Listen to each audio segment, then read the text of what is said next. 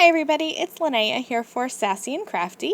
I'm going to be creating a 2-for-1 card today. I love to create 2 cards out of one background, and today I have a really fun stencil technique that you can use with any inks that are water reactive.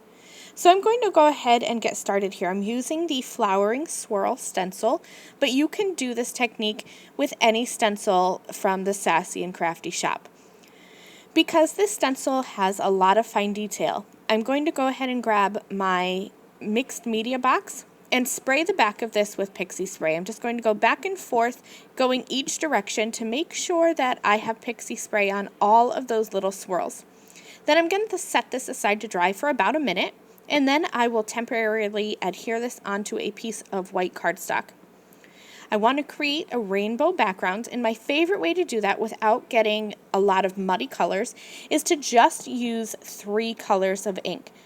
So today I'm using Distress Oxide inks. Remember that for the technique I'm doing, you want to use water reactive inks. So Distress inks, Oxide inks, any regular dye inks, they will work. Hybrid inks won't work with this technique because you need them to be water reactive. I'm only using 3 colors of ink, a pink, a yellow, and a blue, because all of these colors, when overlapped, will create new colors and they won't get muddy. So I started with my pink, which was Kitsch Flamingo, and I just started with 2 areas on the left and on the right. Then I came in with my yellow, which is Scattered Straw, and I added some color overlapping the pink. That's going to give me my orange color. Now I'm going to come in with my blue, which is Mermaid Lagoon, and I'm going to overlap both the yellow and the pink, as well as having some areas that are just going to remain blue. So where I overlap the yellow, I'm going to get a green color, and where I overlap the pink, I'm going to get a purple. And again, I do want to make sure that I keep just some blue in here so that I have all the colors of the rainbow. And I'm going to work these colors back and forth. So here where I go over the yellow, I'm going to come back in with the yellow, and that's going to deepen that green color. Where I overlapped the pink, I'll come back in with my pink brush, and that's going to deepen that purple color. And as I go back and forth with these colors, you can see how quickly this background came together. I'll peel off that stencil, and now I have a really nice rainbow background.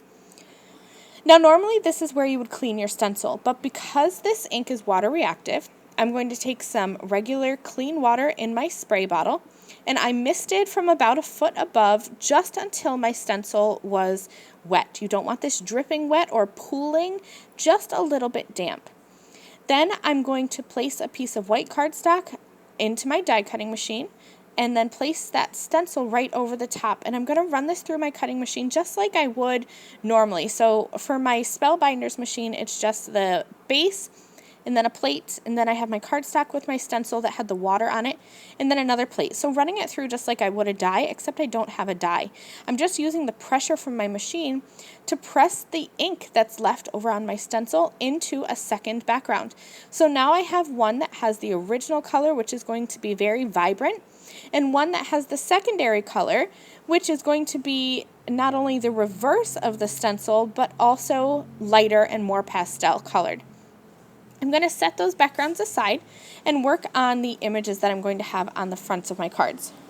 I'm using the Never Grow Up stamp set.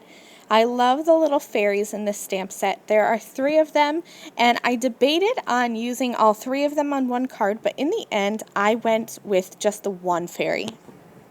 I wanted to have the one that kind of had her hand outstretched, and there's this little bumblebee in the Never Grow Up stamp set, so I thought it would be cute to have the little fairy's hand outstretched and have it look like the bumblebee was landing in her hand. So I stamped this fairy and the bee twice onto watercolor cardstock, and I used a black pigment ink and covered that pigment ink with clear embossing powder so that I could do some watercoloring. I have some shimmer watercolors here that I handmade myself, and I'm just going to color in these cute little images. I like to use heat embossing whenever I'm doing any kind of watercoloring, whether it be pan watercolors like these or watercolor brush markers.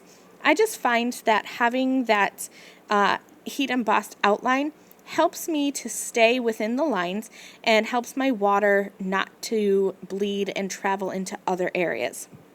So I'm going to go ahead and just color both of these fairies pretty similarly. I used brown for both of their hair. This one though, this first fairy, I went with a darker brown, and the second fairy I'll use a lighter brown color. And then for the wings, I'm using my mint color, and then also at the tips, I am bringing in just my white shimmer. That's going to really have these wings be super shimmery. All of my watercolors are pearlescent, so these fairies are really going to shine and shimmer, which is really nice. I'm using the pink for her little flower petal skirt, and all I'm doing is adding more concentration of color towards the top of the petals, and then I'm dipping into my water, my clean water, and just pulling out that color.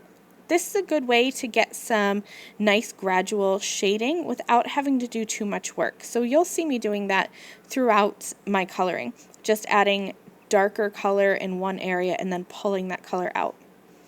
Now to create a skin tone, I mixed together some pink and some kind of like a golden yellow color until I had a nice soft brown color. I mixed those just on my glasswork surface, and then I tested on my watercolor cardstock until I got the right shade. Then I'll go ahead and color in her face, her arms, her legs, and then the little portion of her stomach in the middle. I'm just going over that color until I have the right skin color that I wanted to have. And then I'm going to go in with a little tiny dot of pink and kind of dab off my brush so that I don't have any color on there, and then I can soak up some of that pink to soften the area. Again, for the bumblebee, I am doing that technique where I add my color at the area where I want it to be darkest, so in this case at the bottom. And then I'll clean off my brush and come in with just some regular water and pull that color out. I'm going to color the bee wings the same way as I colored my little fairy wings, with that mint towards the bottom and then just adding that white shimmer towards the top to really make the wings shimmer and shine. So once I'm done, I'm going to go ahead and dry these with my heat tool, and you can see how shimmery these are. I have shine from the heat embossing and then shimmer from the shimmer watercolors. I'll go ahead and I will cut these out with my scissors. These images are really simple to cut out, which is nice. So I just fussy cut around them, leaving a slight white border so that I could have that dimension on my card. I like to leave a little border. I think it helps break up the cards just a little bit. I did want to add a little bit of texture to my backgrounds, so I'm going to bring both of them in, and I will add some water to my black shimmer watercolor. And then I'm just going to add some flicks of that black shimmer onto my backgrounds. So just adding some water and really loading up my brush with the color, and then I'll just tap that brush onto my finger, and that's going to create the spatters in the background. So you can see them here. Then I will just heat set that with my heat tool so that I don't smear them, and I'm ready to go to complete my cards. I stamped sentiments from the Never Grow Up stamp set onto white strips of cardstock, and I trimmed those out and gave them a flagged banner edge. I'm going to add some white foam squares behind my fairy and my bee, as well as my sentiment, so that everything has just a little bit of dimension. These cards are really quite simple, so I like to add some dimension with foam or have a little something extra. So that's why I decided to watercolor with these shimmer watercolors. Because these cards are simple, I thought the shimmer would bring a little touch of something special. I'm going to arrange my fairy in the center of my card with that little bumblebee landing on her hand, and then I'll pop up the sentiment right below. That's going to complete both of these cards. I repeated the same process on the second card so that both of these cards are the same. I just watercolored the fairies a little bit differently, and one card is the original stenciled background, and the other one is that negative stenciled background that's quite a bit lighter. So I would love to know in the comments below which one is your favorite. Do you like the bold and bright, or do you like the more pastel secondary background? Either way, I really hope that you use this technique in your craft room to get even more out of your backgrounds. Thank you guys so much for watching this video. I hope you enjoyed, and I will see you again in another video. Bye! Thank you again very much for watching this video.